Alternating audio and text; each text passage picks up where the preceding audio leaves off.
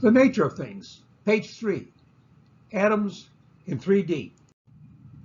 Studying atoms gives us one more piece of information about how dark energy participates in the creation of our universe, including our Milky Way galaxy, starting with that initial Big Bang event. High tech, in the form of a new atomic force microscope invented in 1985, gives us a great picture of atoms.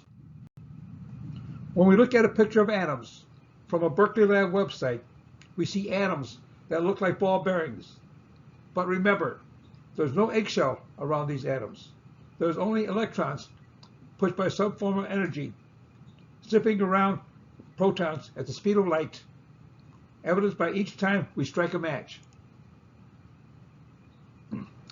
These electrons must be orbiting these protons in a spirographic pattern, pushed by dark energy.